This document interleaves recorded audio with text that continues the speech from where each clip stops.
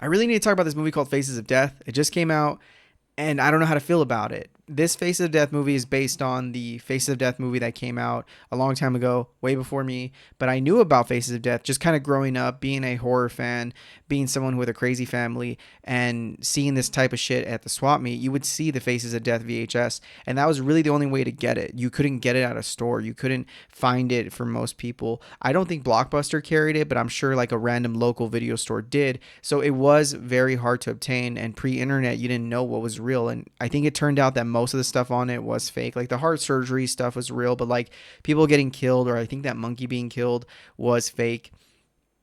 But what a ballsy move to make a movie about that, because that is a pretty controversial movie, and just the idea of snuff films as a whole is like really intriguing to me. So I walked in very excited, and I walked out very disappointed.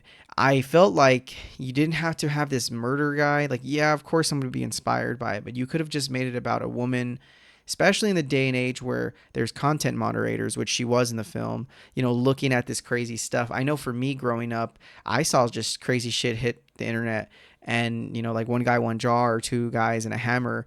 And like that would have been interesting to look into, but also I get the same time you have to make like a movie of, like, how do you just, a woman just watches people getting killed and she debates people getting killed? Like, you got to do a little bit of the premise, and I think everyone did their role right, but just, I don't know, I feel like you could have done more with it, like especially with the talk of like she was, taking off of videos that were helpful for people and keeping on the Face of Death inspired films because she thought, oh, maybe it's fake. And I don't know, like there was room there for some commentary to be made, but I just feel like it fell flat because they're trying to still make it a horror movie. Because that's the stuff that pushed me away, was the parts where he's, being a murderer guy, which was fine, but it didn't really fit. And it just also seemed a little shitty sometimes. Like the stuff that he was getting away with, I didn't like that part. I felt like you could have had her just watching the Faces of Death stuff, getting intrigued, going down the rabbit hole, and just sort of leaving it at that.